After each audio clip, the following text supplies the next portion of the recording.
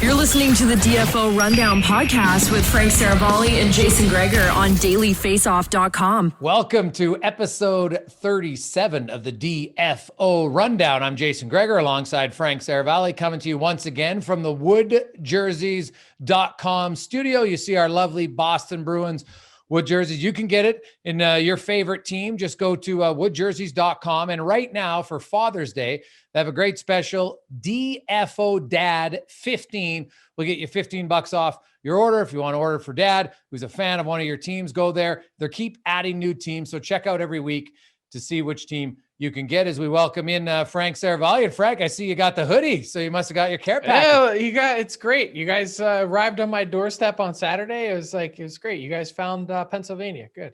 Yeah, that's it. A little extra shipping time, I guess. You know, they got to check everything at the border nowadays. So you got a little sketchy though. So Philadelphia, they always got to double check for Seravalli. They were like, who's sending a mug? And they were like, what's in that mug? That little roasty coffee. Awesome. Yeah. Well, we're into I guess we call it the conference finals, even though they say they're not handing out the trophies, but they're playing in I don't even know what's going on, but we're calling it the semifinals, the final four. The final four. And the New York Islanders, for one game, they might have played the perfect game for the New York Islanders. And, you know, possessing the puck, not giving up many chances. Tampa Bay was only on the power play once. Like, I don't know if you could have scripted a better game one for the Islanders. No. Two things in the New York Islanders arsenal: details and discipline.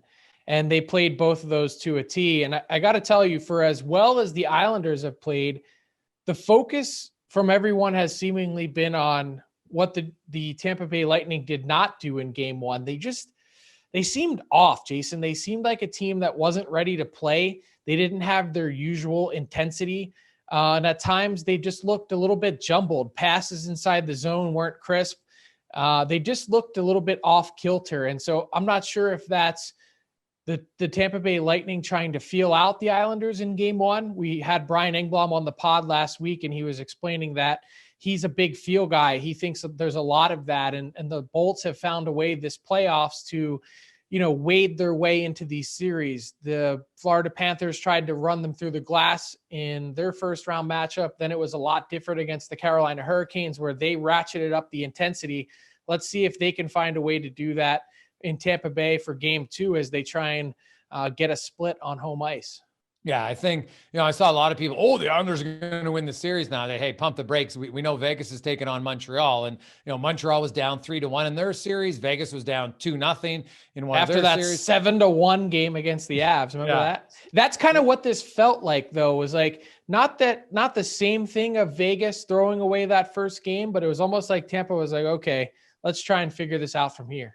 Yeah, it would give New York credit. And I think Tampa Bay definitely can play better, but, you know, New York, as much as what Tampa didn't do, I think part of that was what New York did, is they didn't allow Tampa to play how they wanted. Like, you know, Tampa had a good start, and then I think it was a stretch where they outshot them 13-3 in the latter stages of that first period. And I just seemed like after that, Tampa never really got into much of a rhythm. Like, you know, Braden Point scored late, you know, to make the score a little bit closer than maybe even it was. Like, I thought that was, for the Islanders, like, they got to be ecstatic, and that's just going to give them confidence to say, hey, we can play that way. Plus, you know, we talk about the elite skill of Tampa. Well, Matt Barzal with an elite goal. Yeah, Barzal, you know, it's funny, for a guy who's been rather quiet at times throughout these playoffs, at least point production wise, and we talked about this the other day too. You see Pajot leading this team in points, and Barzal is way down the list. I think when you get to this point in the playoffs, it's almost like, you know, Barzal can come alive, and people are like, wait a second, like, oh yeah, they have that guy too. And I don't know that, Barzal gets enough credit, and it's not for the skill that he has or the things he can do. We all know that, and it's apparent, but I think with what Barzal has around him, if you were to take him and put him on a team like Tampa or a team like Colorado, he'd be one of those guys, 110, 115 points, right in that wheelhouse. But because he plays on an Islanders team that has a way different approach to the game and stylistic difference to the game, and plays in a very specific system, and the fact that he's not necessarily playing with the same sort of high octane players that the Avs or the Lightning have. I don't know that he gets enough credit for what he has been able to do with that team, these playoffs so far notwithstanding. And the other thing that really stood out to me was you look at Ryan Polak's goal, and now he's got a cannon of a shot. I'm not taking anything away from him, but that's just not a goal you see beat Vasilevsky from just inside the blue line. No screen, no deflection. So sometimes you got to win games when the other team, Frank, and you said like Tampa looked a little bit off, and like, I'll be surprised if we see another goal like that on Vasilevsky. Like that for him is like a below average goal. Yeah, they're so far and few between. It was a gift. I mean, look, it was, and that ended up being the difference in the game with that point goal that was scored late. And so if they weren't able to take advantage of that, the Islanders would really be kicking themselves. And now they're in a spot where they were able to button things up defensively, which they almost always do. They're so hard when they get a lead to come back on. And in this case, they held on pretty firmly. The Lightning, even with a power play late in that final minute, didn't really have a lot of great looks. You see Cal Clutterbuck and some of the other guys on that team really play very specifically to shade against, the Kucherov to Stamkos look that we've seen time and time again. Let's quickly switch to tonight's game. And of course, you've got Vegas and Montreal starting. These are two teams, unlike New York and Tampa, they at least faced each other in the playoffs last year. These two teams don't see each other very often any season, and of course not in the postseason. Now, Petrie and Merrill are out for game one, and definitely Jeff Petrie, like he's one of their top four defensemen. They play their top four guys a lot. Like when you look at series and maybe taking advantage of an opportunity for Vegas, like this is the best chance they've got with one of Montreal's best defensemen out. I'm not saying they're going to beat them easily, but if Petrie's finger, and it's such a weird injury, if he has to miss even 2 games, man, that's such a huge blow to Montreal. It is. And, I think to me, that's easily the most critical absence so far that we've seen in the playoffs. You can talk about Kadri and his suspension. You can talk about some of the other guys that have gone down due to injury so far. Most teams have found a way to survive, but Jeff Petrie changes the dynamic totally, him being out of that top 4. They're able to take their other guys, their 5th and 6th defensemen, and really just kind of push them aside minutes wise. They're playing 9, 10, 11, 12 minutes a game, and they're really playing those other 4 with Petrie included, 20 to 25, 26 minutes a night. And all of a sudden you take him out, you have to elevate one of the players in there. I would imagine Romanov stays in the mix. He actually was okay in the game that he filled in for Petrie to close out the last round. But to me, it goes off a cliff for the Montreal Canadiens pretty quickly once you go from that 3 defensemen that they do have in the lineup down to their to the guy that's going to be filling that number 4 spot. Yeah, I'm wondering if it might be Brent Kulak. You just look at Romanov played 9 minutes in his first game, and then we've got Gustafsson, and I just don't think they trust him enough defensively. I wouldn't trust him. Yeah. So looking at, the other things around outside of these 2 series, Frank, we're starting to see, here we are, we're entering the middle of June, which is usually in a normal year, like middle of May, you're into the final 4 teams. Other teams are now having their pro scout meetings, right? A lot of teams go out and they get together this week about pro scout week. Teams that have free agents, they're, a lot of teams that I've talked to, they feel like this is the week they're going to know if they have a chance to re-sign and if they're free agents. And like a team like Edmonton with Barry, Nugent Hopkins, and Larson is obviously a huge one in that regard. And there's definitely a few other ones. Let's quickly, because they just finished, what's your feel on Taylor Hall? I think he wants to be in Boston. I think the Bruins, they feel their window is still open. It was interesting. Hall, Krejci, and Tuukka Rask are all like, yeah, I'd really like to be here. Guys are like, Rask even said, I'll retire. I'm not going anywhere else. And Krejci kind of hinted a little bit of the same thing. Like, this might be the easiest offseason negotiation Don Sweeney's ever had with some potential free agents. Yeah, those are all words that you love to hear if you're Don Sweeney and you're trying to keep your core together and get a guy like Krejci at a much bigger discount than the ticket he was playing on last year, even though he's been really consistent and productive. For me with Taylor Hall, I know what he said, and I do think that he's sincere and authentic in wanting to remain in Boston. I think it was a good fit in the regular season. I think the playoffs started off well, and then it got a little bit quiet, which is natural when your team ends up losing in the second round. I do think that he's probably going to be looking for some term, and it's probably not going to be another 1-year deal. And look, not to put too fine a point on the money, because I already hammered that point home with Tyler and buy or sell last week, but he's at a spot where he was hoping to cash in on a really big contract at some point. And not to say Taylor Hall is hurting for money by any stretch of the imagination. We know that's not true, given, even his second contract in this league, but still they were hoping for a little bit more security, I think it's fair to say. And he got 1 year, $8 million last offseason with the Buffalo Sabres. I would think he's probably looking at a 2 or 3 year deal this time around. And then the question is, what's the AAV?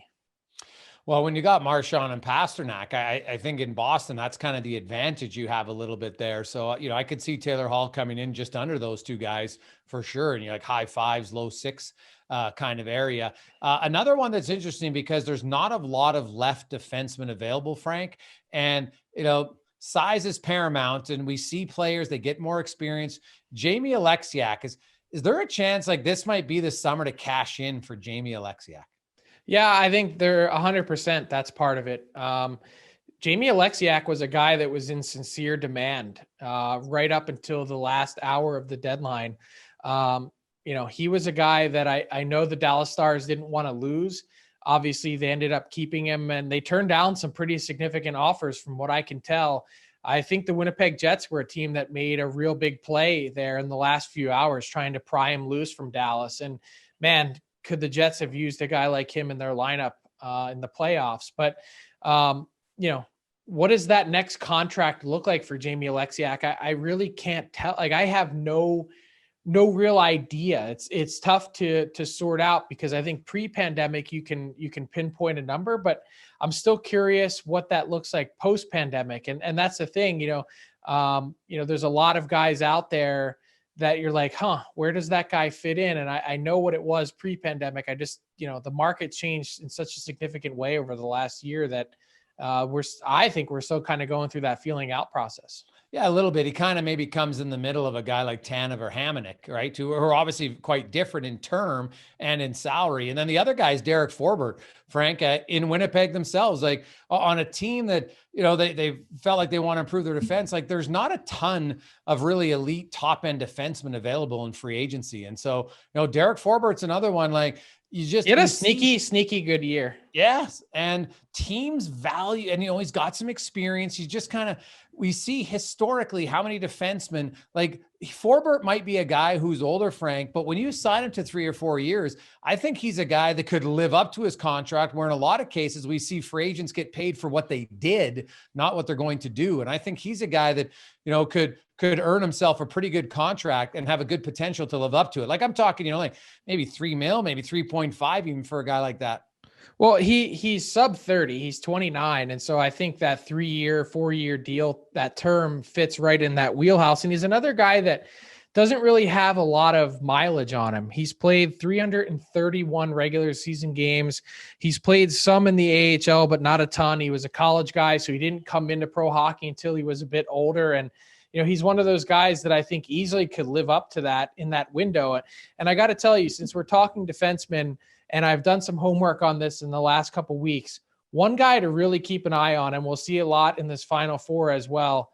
Alec Martinez has had an unbelievable season for the Vegas Golden Knights. He leads the postseason in block shots by a wide margin. I think it's more than 20 at this point in these playoffs. And he's been so good, a consistent offensive performer as well. He's another guy that's actually going to get a pretty big ticket, and he's a little bit older, as you mentioned, in that sort of 33, 34 range, I believe, if I'm not mistaken, that he's going to get paid. Well, he's got 2 Stanley Cups, right? Might be in a 3rd Stanley Cup, depending on how far Vegas goes. He's got a lot of playoff experience. And you know what? I just think the premium on defensemen, we see it in the playoffs. We see the size of the defense. There's only one defenseman playing in the Final Four who's under 6 feet, and that's Andy Green. And, he's played over 900 games. He has a ton of experience. It's just size is paramount with experience on the back end. I think now more than ever in the way that they want. Obviously, you have to have skill, of course. You're not just putting, a soup can back there, but guys who can play like Martinez, who has that experience, and, he could cash in as well, Frank. Like I think career year. I mean, not only does he block a lot of shots, 32 points in 53 games, 0.6 point per game this year. The best of his career, averaging 22-34 a night. He does turn 34 before that next contract begins. July 26th is his birthday. He turns 34. So, he's still going to get a 4-year deal, I think, somewhere in that neighborhood. And my guess is it's somewhere 6+. Yeah, well, and it's great that, we talk about, veteran defenseman in Las Vegas, because that's who our guest is today. Deryk Engelland's going to join us. We're going to get into his career. He has an unbelievable career path. Really, I would say unexpected. When you look, there's very few players who are in the East Coast League for parts of 4 seasons who end up having a decade-long NHL career. Right. Like you might get you might end up having Alex Burrows is one, and there's been a few others, but it is rare. And Burrows wasn't even in the ECHL for parts of 4 seasons. So I look forward to having Deryk Engelland on to talk about that. One other one is the Dougie Hamilton, Frank. You know what? We had Don Waddell. Like Dougie Hamilton probably will be the biggest name free agent. I'm not to say the biggest number name one. He's certainly number one. When we did our rankings a month ago, he was far clear and away the number one free agent available. Well, I was saying the biggest name maybe not available because Seth Jones could also be available. So it's a good debate between the two. But you're right; you don't have to give up anything other than salary to get Dougie Hamilton. And I know you got to pay Seth Jones, and that's going to be such a big part of whatever trade happens. Is that it's probably going to include an extension right off the hop. Well, the team that I think should be interested in both, and because they're right in their prime wheelhouse to win, is the Colorado Avalanche, right? Like if you got to give up some pieces for Seth Jones, they got tons of good defensemen. They're young, and Columbus is obviously probably going to enter kind of a rebuilding stage for sure. Like I just look at Colorado. I'm not sure there's a better team suited that needs Seth Jones. And if there's a team that could convince him to re-sign, it's like, hey, come to Colorado. Oh, by the way, you're going to play with Cale Makar on your team. You're going to play with Nathan McKinnon, who's got a sweet deal for 2 more years, and Mikko Rantanen. You go down the list. Like, tell me, rare. Jason, which team doesn't need Seth Jones? No, I know, but I mean, which team has the appeal like Colorado? There's maybe 7 or 8 teams that I would put in the same category as Colorado. Like I think Colorado is entering. I know they've had 2 years in a row they've lost. They couldn't get past the second round, but they're a really good team. And you've got Nathan McKinnon for 2 more years on one of the best contracts in the NHL. Like it's an easy sell. Like 100%. It's an easy sell. I'm just trying to think of some of the other teams that make sense. Boston would make sense too. Boston, I would put Toronto in that category. Can they afford him though? Can Toronto afford him? Like they'd have to give up one of their big forwards to make that happen. And I think I think they would. Yeah. And I hinted at this before. We had Marner? Chris Johnson on Marner. 100%. Yeah. That makes sense. What about the New York Rangers? The Flyers make sense. Yeah. I think Pittsburgh, like why wouldn't Pittsburgh make sense? Do they have the pieces though? The pieces to make the trade? Yeah.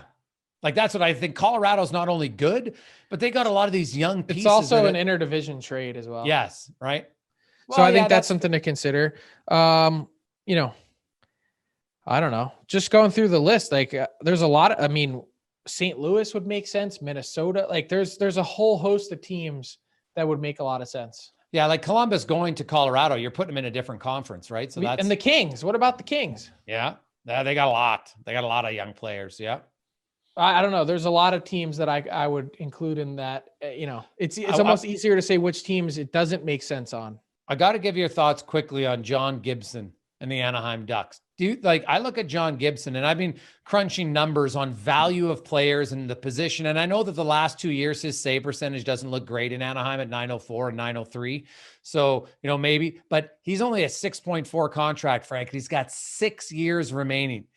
Do you like the Anaheim Ducks they're in that stage of rebuild? And I know it's kind of strange to trade away a legit number 1 goalie when you're in that rebuild, but do you think there's any chance that you think they would contemplate a John Gibson trade this offseason? I was actually curious why you are asking about John Gibson, because someone else asked me about John Gibson today. Well, I've heard some rumblings about Johnny Gibson, and that's funny because it must be going around, because someone else was poking around today. They said, "What have you heard about John Gibson?" And I said, "Well, all I know is that before the deadline, I was trying to piece together what Anaheim's game plan was, and I asked specifically about John Gibson because, this was back pre-deadline when Pittsburgh's goaltending was still struggling. He's a Pittsburgh native. Would John Gibson make any sense on a team like the Penguins?" And the answer I got from talking to some sources close to Anaheim was, no way. Why? Who are we going to put in there? Who's going to, we don't have anyone to bridge the gap. And not to mention, he's one of the best goalies in the league. These last couple seasons, save percentage wise, haven't been pretty, but, look at what Carey Price is doing in the playoffs. They weren't pretty the last couple seasons for him either. It doesn't mean he stopped being a good goalie. So for me, I don't see it. And I can also tell you that Anaheim is looking to put the pedal to the metal this summer. They're not trying to engage in a rebuild. They know that it's going to take a little bit of time and patience. And I think this year was humbling in the sense that they thought they'd take a bigger step. But I'd be real surprised if Bob Murray doesn't take a big swing on something this summer. Oof. Well, the Jack Eichel's another name we'll have to get into a little bit more, but we got to get to our big guest today, brought to you by Jock MKT. It's a hybrid between fantasy sports and the stock market, where you buy shares and stock on players if they're available. So you know what? You can't just buy the best ones. You got to make a deal when it's the right time, when someone's willing to sell. It's a fantastic way. If you think you know the stock market and you think you know players and when to buy them at great low value, check it out and play it. JockMKT.com. Our big guest today joins us. He was a former Moose Jaw Warrior. Then he battled it out for 7 years in the minors before making his NHL debut with the Pittsburgh Penguins. And then he spent a decade in the National Hockey League. His pro career started in Vegas and it ended in Vegas. Starts in the ECHL, ends in the National Hockey League. Defenseman Deryk Engelland joins us. Deryk, welcome to the DFO Rundown. How you doing? Pretty good. Thanks for having me. Hey, man, we're happy to have you here because I love stories like yours. So, you're an undrafted kid in the WHL. You sign in Moose Jaw. You get drafted by New Jersey. They don't sign you. You finish out your 20-year-old season in Moose Jaw, and then you start out in the ECHL, and you grind it out for parts of 4 seasons in the ECHL, and you spent lots of time in the AHL before finally you get to Pittsburgh. I just kind of want to go through, that journey for you and kind of the mental fortitude it takes. Cause a lot of guys, 3-4 years in the ECHL, they're like, you know what, maybe it's not happening. What was your drive? Like, what kept you going all those years?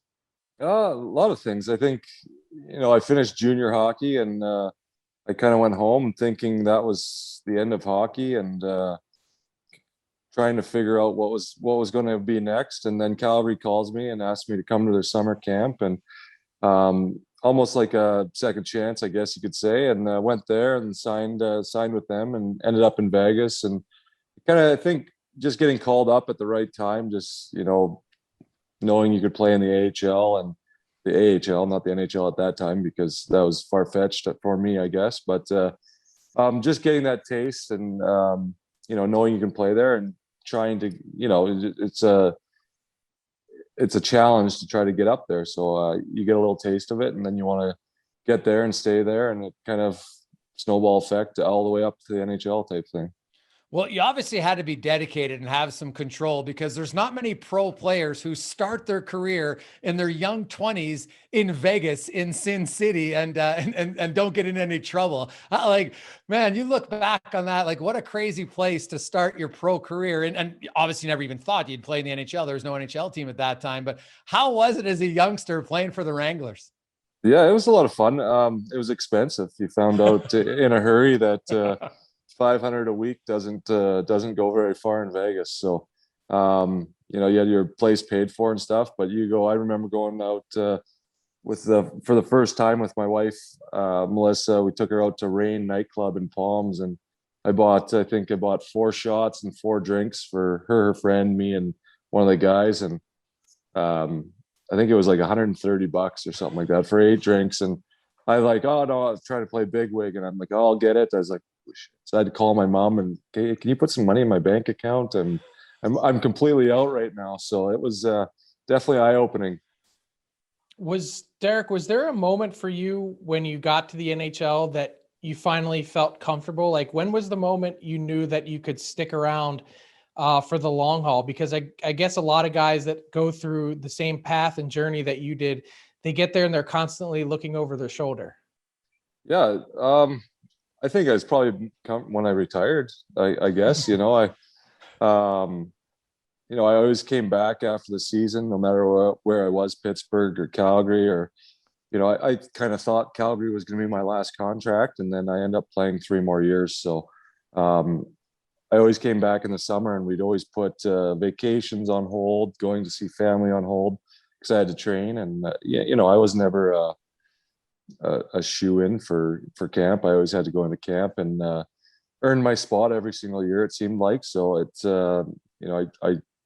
I tried to train as hard as I could and come in good shape, because nowadays someone I was the same way.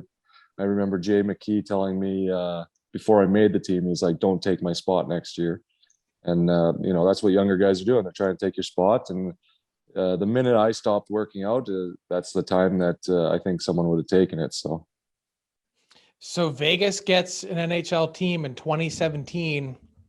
What were your feelings like ahead of the expansion draft? Were you hoping that Vegas would pick you? I guess you probably had an idea that you would be exposed and be on the list. And then the idea that you end up in Vegas where it all started. I mean, how did that all play out for you?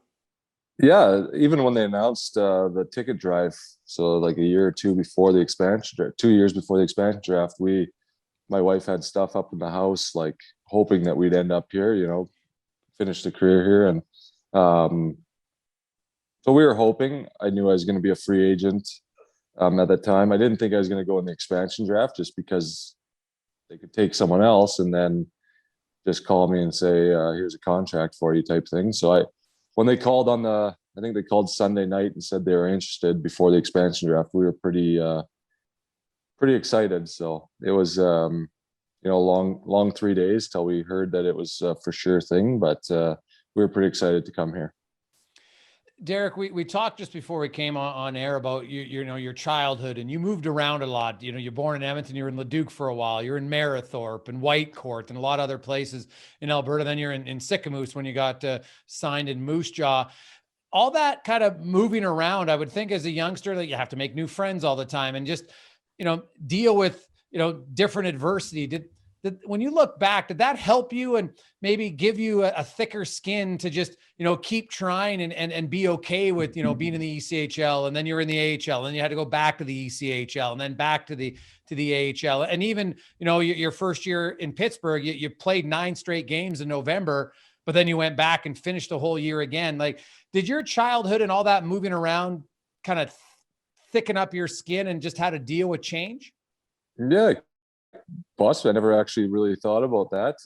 We moved around all over the place until grade 6, and then we were in Chetwynd. My parents are still in Chetwynd up in BC now. So it probably helped a little bit moving around and stuff. But at the end of the day, you're making money, even if it was in the AHL or whatnot. You're making money playing a game you love, and there's definitely thoughts of, maybe we should go over to Europe for a year or two and try that. That was at the time where I think the cap in the AHL was like 105,000. We weren't making that at the time, but there was a cap and all the different call up scenarios and stuff. So a lot of guys went overseas, and we definitely had those conversations a few times.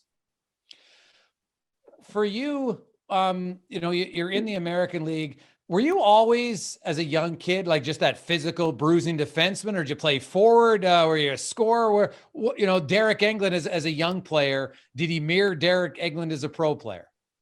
No, definitely not. I think it was a lot more offense when I was a kid. I remember playing in Marythorpe, and me and another kid from Swan Hill would always battle it out for points and stuff in our league or our division or whatever. And I don't think I started fighting really. Junior B was my first fight. I didn't know how to. Just kind of grab someone and did pretty good for myself. And um, I think I had 4 fights that year. And then my first year in Moose Jaw, I remember fought Graham Belak was my first. I had no idea who he was. We were in Kootenay and he ran me twice first shift. So I'm like, yeah, let's go. And my whole bench is, no, dude, don't fight him. Don't. I did all right. I got beat up, but I did all right. And then I never fought till Christmas. And then I think I fought like 10 times in the last 15 games and I got drafted. So I kind of figured out that was my calling, I guess. So Deryk, what are you up to now? What are you doing since you stopped playing? I still work for the team. I'm kind of doing a lot of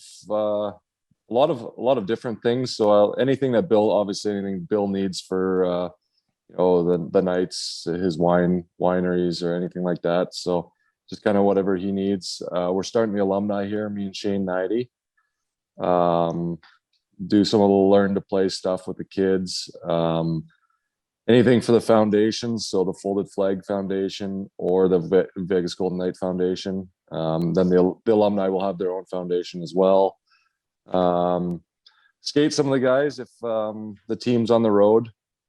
Guys coming back from injuries, I'll go out and run skates when they need it. I've only done that a few times, but just kind of whatever. George has called me a few times. George McPhee a few times.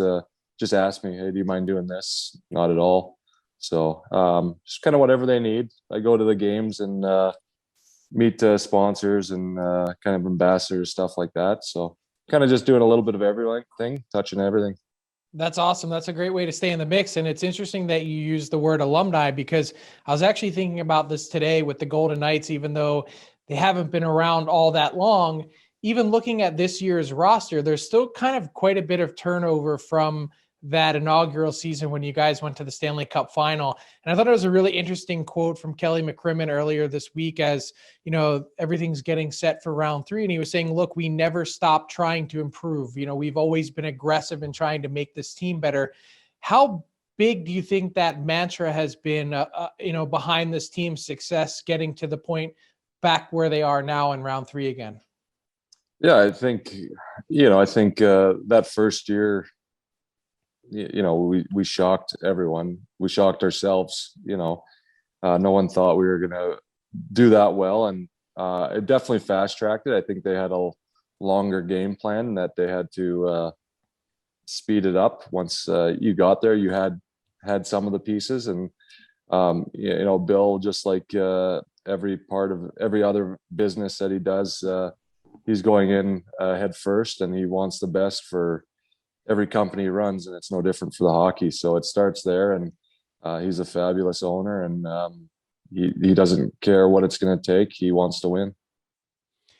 So Deryk, give me your assessment because, you would know better than anyone. You were there that first year and, you mentioned that you guys shocked everybody, but you just kept winning, right? Like I can tell I was guilty of, Vegas not making the playoffs. And then, I'm not picking him in the first round. I'm not picking him in the second. I was wrong every time. And it was ridiculous how wrong I was. And when did you feel like, now we're not shocking ourselves, like we're a good team? Was you're one of the veteran leaders. Was there a time in that season where all of a sudden it was like the light went on and it's like, hey, wait a sec, like we're pretty good?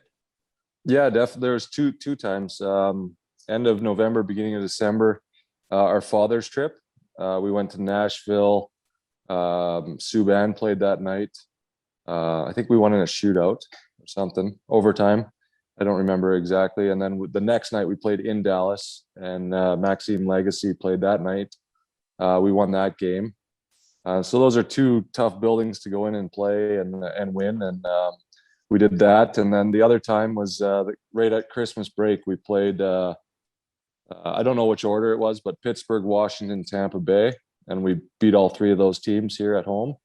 And I think that was a big, those are the big 3 teams out east, and you beat all 3 of them. So I think that's when guys started like, we got to keep this going. Everyone, loves Vegas. Everyone wants to be here, not just because of the strip, but the community itself, and no one wanted to leave. So everyone all the older guys knew when they came in the expansion draft that, trade deadline, they're going to trade me and get some assets, and we'll go somewhere else. But by that Christmas time, everyone's like, we got to keep going because no one wanted to get traded. Now, you must have had some epic parties though, a little bit, wouldn't you, of that first year? Like you're in Vegas, like the Christmas party at least, or something. Like how fun were you able to enjoy it? The lifestyle of Vegas at least a few times that inaugural season? Yeah, we probably went out a lot more than normal, but we knew we had to come together as a team, and so we went out a lot, but everyone, didn't matter who you were, your kids, no kids, everyone always went together. And we had some, we're spoiled here, New Year's, you're going out, you're sitting right next to Calvin Harris in the DJ booth. So it's pretty cool. Like, we had quite a few good hookups and stuff like that. So it was a lot of fun. We went to a lot of events as a team, and you're having fun, and it's carrying over onto the ice and off the ice. It's always dangerous, Deryk, to compare teams, but you guys had just a little something, with your group, and you could tell by the way you played and played for each other. Having spent some time around this year's team, do you see any of that same sort of mojo? Like I watch this team and the way they play for each other, it sometimes just feels a little different than some of the other teams that I'm watching. Yeah, I think it's, you look at the misfit line, I guess you could call them now, the Smitty, Marchie, and Carly. And this last round especially kind of reminds me how they played that first year, that they were just clicking on all cylinders. And you can definitely see some of the characteristics of that first year team. And I think the guys in the room from that first year, you guys got Flower in there and Revo and guys like that are good veteran leaders, and they know the right way to play. So I think, you have Mark Stone, who's unbelievable player, plays the right way, and so gifted, great captain. And he just seems like the emotional leader of that group, and not just because he wears the C, but just the emotion he brings to the game. Yeah, it's like he scores his first NHL goal every single time he scores. It's and it's contagious. Everyone else gets so excited too now. So it's he's awesome. He's a great guy. I wanted to ask you from a defensive perspective, and he's a pending free agent. So we were just talking about him on the pod, but Alec Martinez and what he's brought to this group, he's had a fantastic season. How different, and how critical is he to what that team does? Yeah, I think he's the backbone of that decor. The way he plays, he sacrifices himself, led the league in block shots, and he plays the right way. He's not a overly big guy or overly physical, but he'll do whatever it takes, and then give him the puck, and he's, look at the pass to Carlson, and was it last game? Cross ice pass, Carlson's one-timer. Offensively, he's very gifted. He's a big part of the decor, huge part, and I think the rest of the decor follow his lead. I want to ask you about defense, Deryk, because that's obviously what you specialize in, and you fit the, experience, size, strength. It just seems now the blue lines, you look at these 4 remaining blue lines, they're all huge. Like there's only one defender under 6 feet tall, and most of these decors are averaging 6'2" to 6'3" and 210 to 218 pounds. Like they're huge. Well, is it just that you guys take up more space? Why?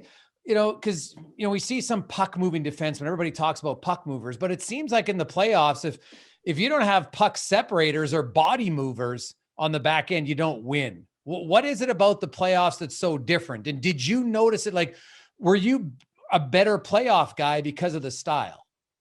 Yeah, I think I was. I think a big part of playoff hockey is won and lost 10 feet outside the net. And, you make it hard for guys to go there on a 7-game series. You punish guys going to your net, and they remember it. Maybe they don't go there quite as hard, and gives your goalie an extra second to see the puck. You have Marc-Andre Fleury or Carey Price or any of the 4 last goalies here, if they can see the puck, they're going to stop it. So, it's a tough job to go to the net. And I think, if you're willing to pay the price, it's you're going to get rewarded, but it's going to be hard to get there. How is the best way then that Vegas can break down the big decor of Montreal and Weber and Chariot and Edmonton and Petrie when he's in? How would you attack him if you're the Golden Knights? What do you do? Yeah, they got to use their speed to their advantage for sure, but you got to find a way to get to that net. Like I said, they're gonna box you out early. They're gonna be in your face, and if Price can see that puck, he's gonna make the stop. So you got to get there and stay there. You can't get pushed out. You mentioned before that you spent some time in Sycamoose. Did you cross paths with Shea Weber at all? No, he was after me. God, I don't even know what year he was there. I think he was right after. I only played 1 year there, so I think I'm a few years older than him, or a year. How old is he now? 37th or 30? Yeah, so I think he's 36, right in that wheelhouse. Yeah, so I think he might have been there as a 14-year-old the year after I left. I think he was there early. Gotcha. Do you have a special appreciation for what that team's been able to accomplish this year? Like, they've been all over the map, and I know this is where, for me and everyone else, this is when the playoffs get interesting, because everything's been interdivision to this point, and you get this crossover, and it's really that first opportunity to size up where these teams have been this year. And to me, the North has looked like it's been playing on a little bit of a different lower level this year, and we're finally going to get to see that crossover. But the way this team seems to be playoff ready versus how they played in the regular season. Yeah, I think, going into the playoffs, I thought Montreal is going to, could do some damage if they get the saves and that they need. They're built for the playoffs. Weber's freaking ultimate captain. He's leads by example out there, and guys follow his lead. So I'm not surprised. Yes, I'm not going to say I'm not surprised. If Tavares doesn't get hurt or something, maybe that series goes a little different. But they're playing the right way. They're finding ways to win. Price is playing extremely well, and it's going to be interesting. I didn't watch the game today, but 2-1 Islanders, I would have picked the over for sure, and probably Tampa Bay in the game one. So you never know how it's going to go. Mm-hmm. Last one for me before we get to some rapid fire, but tell us what Vegas has been like. Obviously, we've seen the Fortress in full since they've gotten to close to full capacity. But what's the town been like? Because I've been so, just in my numerous stops in Vegas since, the team started, just to see it become a hockey town has really been something. Yeah, it's. I thought it was going to take 5-10 years to get the fan base. You knew there was going to be fans, but you didn't know they were going to be this crazy. And it's every day it almost surprises you a little bit more that there's the license plates, the sticker, it's everywhere. It's like being in Canada during playoffs, down here. And then you go to the Fortress, and it's every game it seems louder and louder. So it's a lot of fun. It's a show inside of the hockey game, and they get the fans going there. So it's fun. It's been amazing to see it grow. All right, Deryk, we always like to have a little fun in rapid fire. The only rule is you got to answer all the questions. So we'll start out with some easy, fun ones. If you're playing blackjack and you have 16 and the dealer has a 10, do you hit or stick? Hit. Attaboy. Okay. What is your game of choice at the casino? Pie gal poker. What's that? You get 7 cards. You have to make a 2-card hand and a 5-card hand. You're playing against the dealer's hand, but you push a lot, but you're looking for like the straight flush, and then you get the odds for the straight flush. So you can play you can take a couple $100 and play for 2 hours. Okay. Yeah, it's fun. All right. Okay. I like it. I'd never, until I went to Vegas, I'd never played blackjack switch, and I got hooked on that, and I just love it. So that's a good one too. Yeah. A little bit. What Deryk Engelland's after a long night or a big win? What is your cocktail of choice? Scotch. Ooh, What any kind? I'm a McCallum. Okay, classic. Were Depends. you always a Scotch guy, or is that something you've refined taste in your as you got into your 30s? Yeah, more my last 5 years or so. Okay. I liked it, growing up, whiskey or rum and coke or whatever. But no, now it's Scotch on the rocks is it's my choice drink for sure. What is your favorite memory in the Crush can in Moose Jaw? Oh, there's a lot. Um, Probably some of the line brawls with Regina. You don't see that anymore. So it's you'd have a line brawl every month. Sounds like there seemed like. Oh, Moose Jaw and Regina, man, it's an unbelievable rivalry. My nephew played in the Jaw, and first time I went there for a Pats game, I couldn't believe it. It was awesome. November 10th, 2009 was maybe you remember the day, maybe you don't, but that's your first NHL game after 7 years in the minors. Who called you to say you were getting called up, and then who was the first call you made afterwards, and how did that phone call go? Yeah, we just finished a game in Wilkes-Barre, and we didn't play so well, and Todd Reardon, he did a lot for me in Wilkes-Barre there to try to get me up there, and he came in and he's like, I think you come talk to me in my office. I'm like, oh, I'm gonna get ripped here. And it's like, and he could go in his office and he's happy as could be. He's like, you're getting called up. You got to drive to Philly and fly to San Jose tomorrow morning and play tomorrow night. I'm like, okay. So I ran out, told my wife, and had to go home and pack and drive to Philly. And then I don't even know if I called my parents that night. Yeah, I would have called them on the drive to Philly. So they were pretty excited. And I didn't play that night in San Jose, but in Boston, we had a couple days in between there. So flew to Boston and then played that night. And in your first game in Boston, Brooks Orpik got hurt early. You ended up playing 19 minutes in your first NHL game. How nervous was it for you? You're walking into a room that had just won the Stanley Cup, and there's that Sidney Crosby kid and all these other guys. Just how was that first walking into an NHL room moment for you?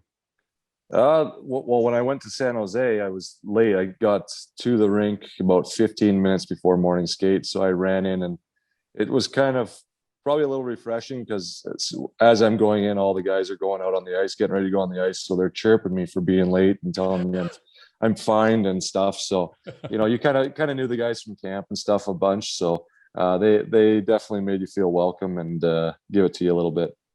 Do you remember who assisted your first NHL goal a year later, November 12th? Sid and Kunitz. Okay. And also, who was your first NHL fight?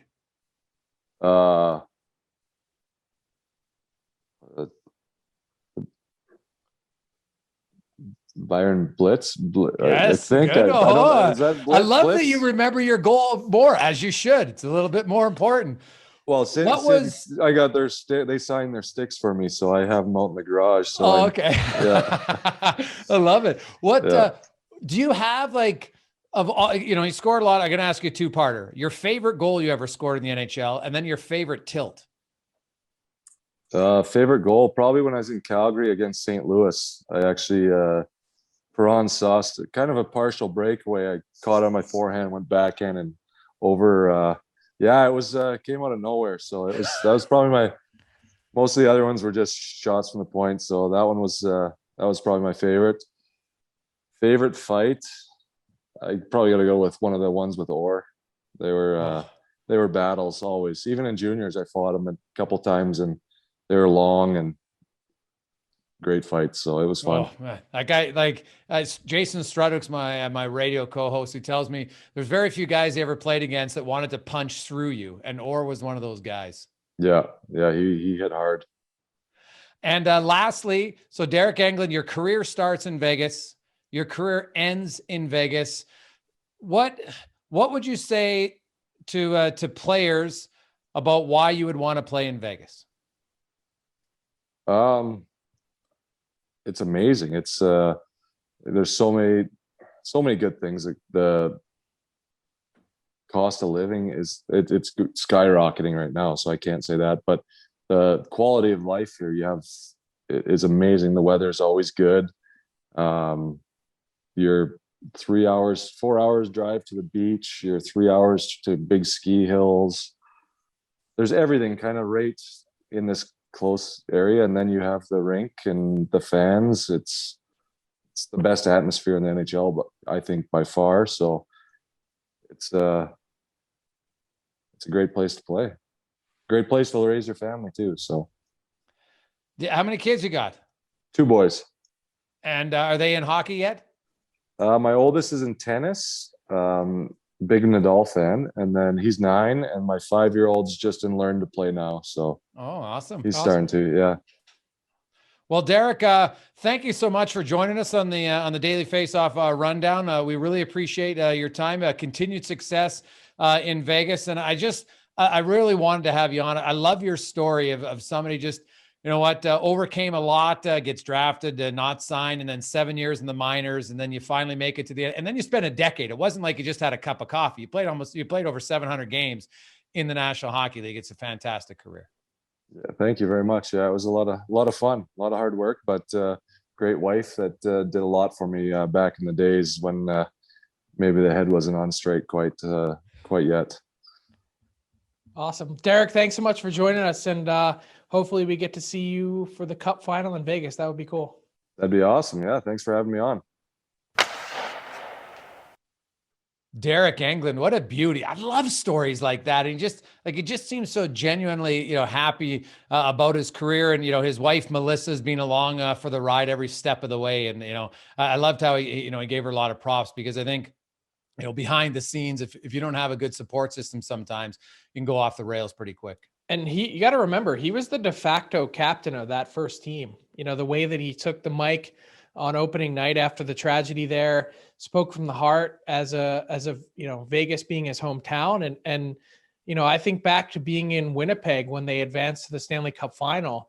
He's the guy that, was right there accepting the Campbell Bowl. So, huge part of that team, really well-liked guy, every team that he's been on, and just fun to connect with him, and to see what he's up to, to have a hand in all those different things with the Golden Knights and to be one of Bill Foley's trusted advisors is a pretty big deal.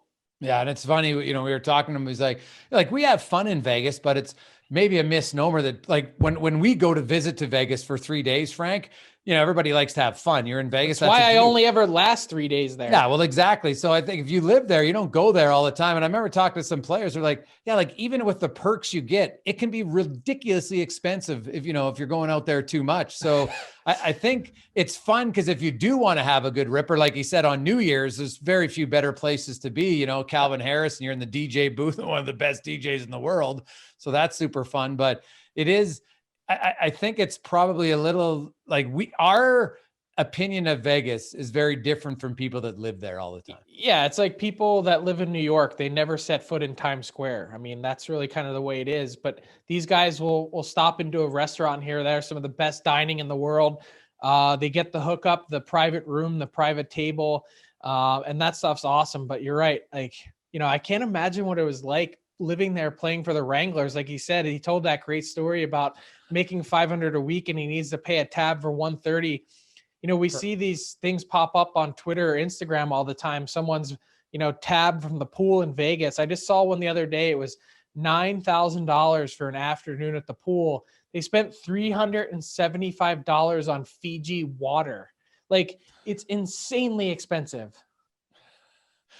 They must have had a big group of people, because even on my best days, I don't think I'd come close to that. But that is a lot of water. The gratuity was like $2,200. It was unbelievable. Well, hey, if you're spending $9,000 in a day, I would assume, that's a little bit extra money that you have. Otherwise, you're just not making right life decisions. So, hey, thanks for hooking up with Engelland. That was great. Enjoyed having him on. It'd be an interesting week. Now we're back into the games. Of course, game 1 tonight between Vegas and Montreal, and we'll see how Tampa Bay bounces back in game 2. It should be an interesting week. And we started with it, Frank, we'll end with it. You talked about how it's scout week. And this is one of the biggest weeks for, definitely the amateur guys get together, but even the pro scouts, they have their meetings talking about free agency and also really drilling down on the draft. It's an interesting week.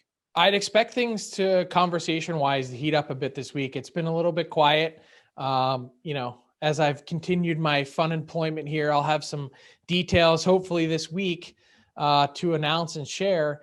But free agent signing for Frank Seravalli. Potentially, free agent off the market, pending announcement. So I love it. All right. Yeah, well, hey, too bad we'll we're have not some in Vegas. news. Yeah, Frank no will be kidding. buying next Friday. We'll have to hook up with producer Ty, so that'll be fun. Well, I look forward to that news, and of course the pod on Friday. Until then, Frank, have a great week. Thanks for listening to the DFO Rundown with Seravalli and Gregor. Keep it locked on dailyfaceoff.com and subscribe wherever you get your podcasts from to never miss an episode.